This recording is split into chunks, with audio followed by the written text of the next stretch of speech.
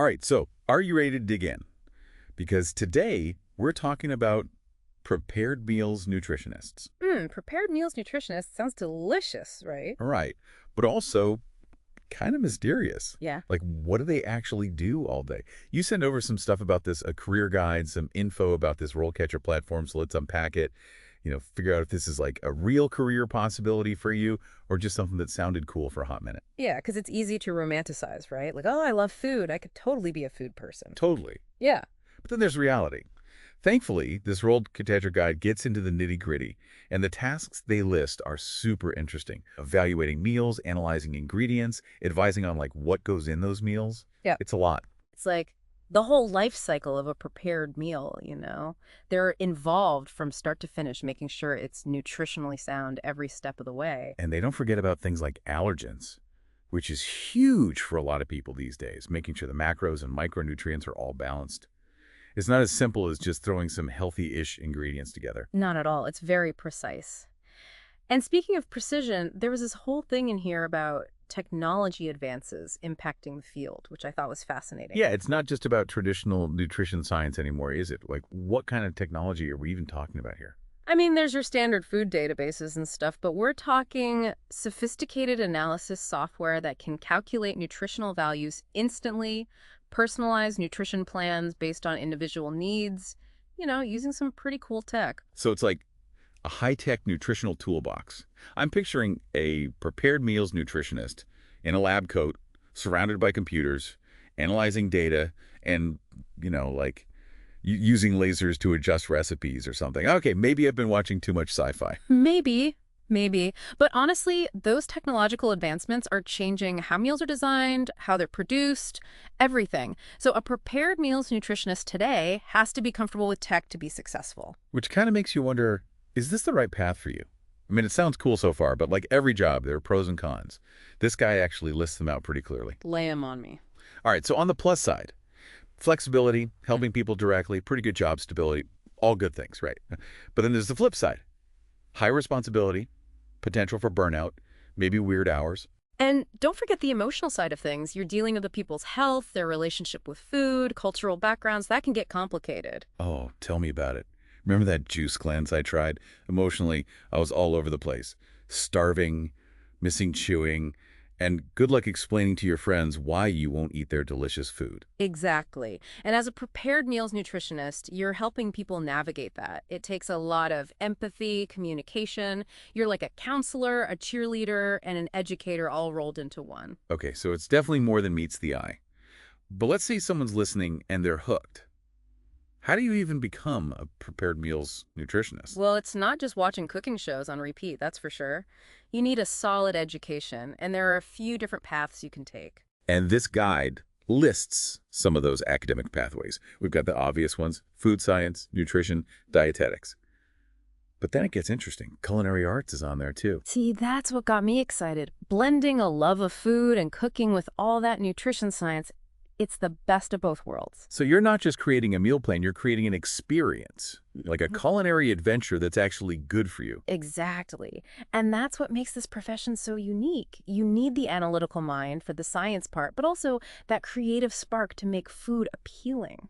Because no one's going to follow a meal plan no matter how healthy if it tastes like cardboard. 100% agree. It's about finding that perfect balance, flavor and nutrition. Okay, so you've got your degree, maybe even one of those fancy chef hats. Yeah. And what? Time to get some real-world experience. And this guy does a good job of laying out those career stages, what to expect as you progress. And it all starts with entry-level roles, right? Right. Think of it like an apprenticeship. You'll be assisting more senior nutritionists, getting involved in research, maybe even some quality control. Oh, yeah. And the guide gives an example of what an entry-level prepared meals nutritionist actually does day to day. They assist senior nutritionists, evaluate the nutritional quality of the food. It's hands-on right away. Totally. It's not all textbooks at that point. They're researching ingredients, contributing to, the knowledge base of the whole field. That's so cool. I bet they get to try all kinds of interesting foods and come up with new recipes, too. Oh, for sure. They even talk about developing allergen-free meals in this profile, which is huge these days. Right. Making sure everyone can enjoy delicious, healthy food is so important. This guide really stresses that understanding and accommodating different dietary needs. It's not enough to just make healthy food. It has to work for different lifestyles, cultures, allergies, everything. It's like being a nutritional detective, figuring out the perfect meal plan for each person. Love that analogy. And it requires a deep understanding not just of nutrition, but also, like you said, cultures, food sensitivities, the psychology of eating. Well, we've covered a lot of ground. This is clearly a career with a ton of depth. And we're just getting started. We'll be back in a bit to uncover more about what it takes to build a successful career as a prepared meals nutritionist. Okay, so we know what a prepared meals nutritionist does, hmm but where do they actually work? I'm guessing it's not all like sunny kitchens and test kitchens. All right. Not exactly. And that's what I like about this guide. It doesn't sugarcoat things. Yeah, food manufacturing plants are a big one, obviously. Yeah. You gotta have someone making sure those meals are actually nutritious. But there are other options, too. Like what? Give me the rundown. Well, we're talking research labs developing new food tech, hospitals figuring out how to feed patients healthy meals, Yeah. even restaurants. Wait, restaurants? Yeah. Seriously? Think about it. People care about healthy eating more than ever, right? So restaurants need to up their game. Having a prepared meals nutritionist on board means they can offer dishes that are both delicious and good for you. It's a win-win. Okay, that's pretty cool.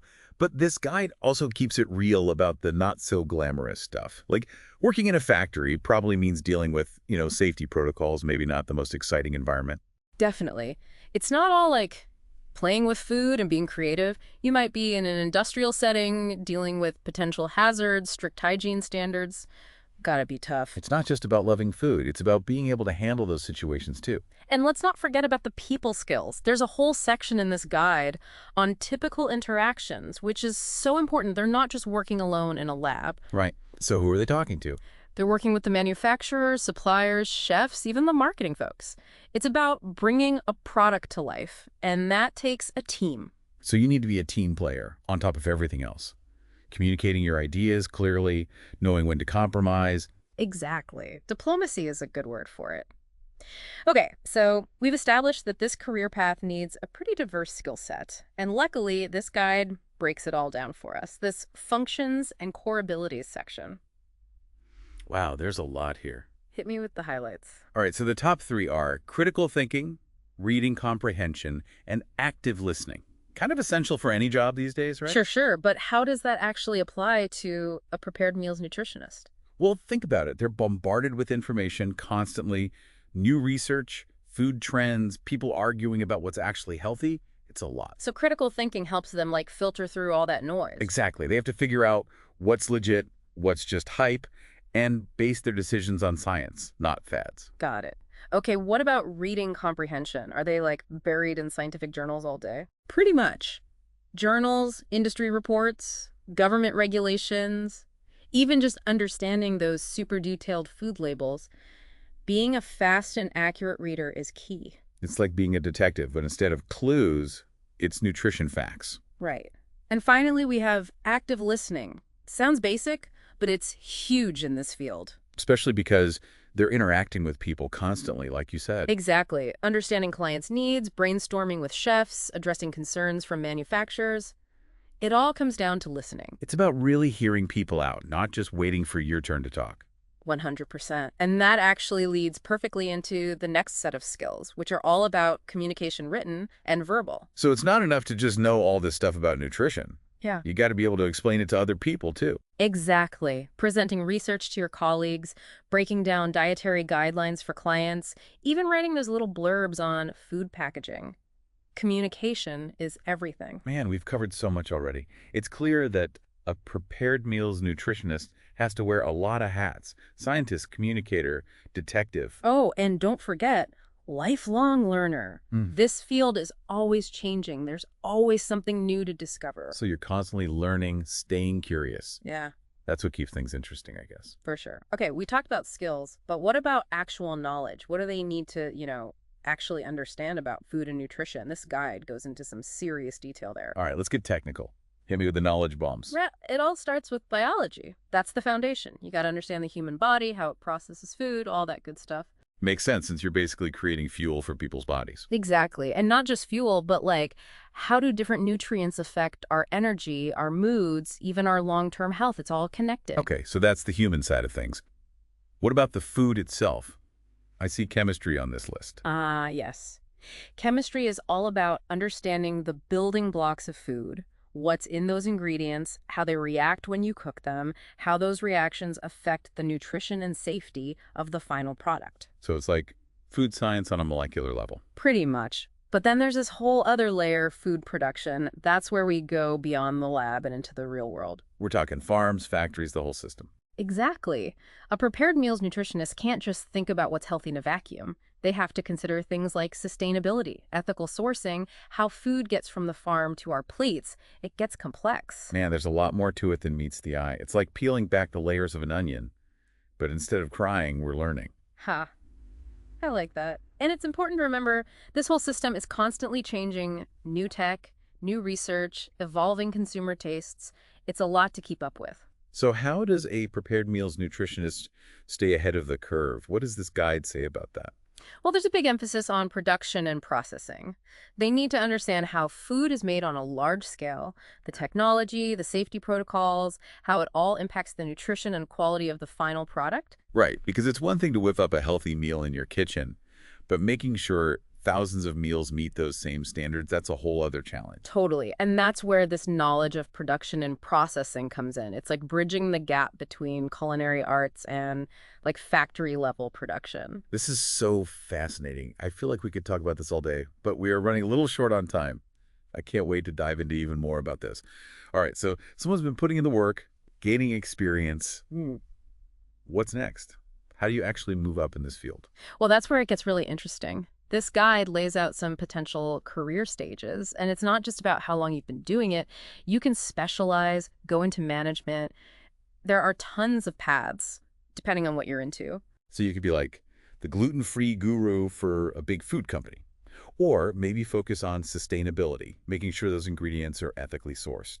Exactly. Or maybe you lead a team developing meals for like athletes or people with specific dietary needs. The possibilities are kind of endless. Okay, I'm getting inspired here. But how do you actually make those leaps? Experience is great and all, but is there more to it? This guide really stresses the importance of like seeking out those opportunities proactively. Don't just wait for them to come to you. Be the one making things happen. I Yeah. like it. So what, like taking extra courses, going to conferences, stuff like that? That's a big part of it for sure. Certifications are huge in this field too. It shows you're serious about your craft. Are there any certifications that are like the ones to have?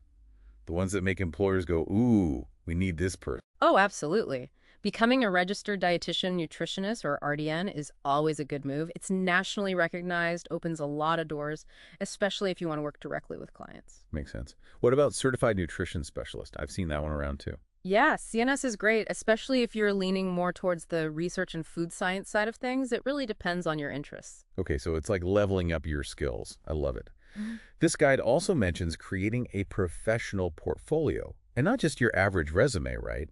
We touched on this earlier, but what would that look like for a prepared meals nutritionist? Got any examples? Think of it like a highlight reel of your best work, beautiful photos of meals you've developed, breakdowns of the nutritional content, maybe even testimonials from happy clients. Okay, now that's a resume I'd want to see, Yeah. especially if you've got those allergen-free meals we talked about. Proof that you can actually put this knowledge into practice. Exactly. It's all about showing, not just telling. And don't underestimate networking either. Go to industry events, join those professional organizations, connect with people online. Makes sense? Got to put yourself out there. Yeah. Okay, last but not least, the practical stuff. We've talked about skills, career paths, the whole shebang. But what about the money? Ah, the million-dollar question. Well, this guide doesn't give hard numbers because it really varies depending on where you live, your experience, all that. It does paint a pretty optimistic picture overall. So, good potential for a decent salary. People are always going to need to eat, right? Exactly. And as the demand for healthy, convenient meals keeps growing, so will the need for qualified prepared meals nutritionists. Music to my ears. Plus, it's not just about the money, is it? It's about making a difference, helping people live healthier lives. That's what it boils down to, for sure. And as our understanding of nutrition evolves, as technology changes how we eat, this field is only going to become more important. Wow, when you put it like that, it's kind of inspiring. We've covered so much ground today, from the day-to-day of this job to, like, the future of food. Right. Who knew there was so much to unpack about prepared meals nutritionists? Seriously. Huge thanks to everyone who sent in materials for this deep dive.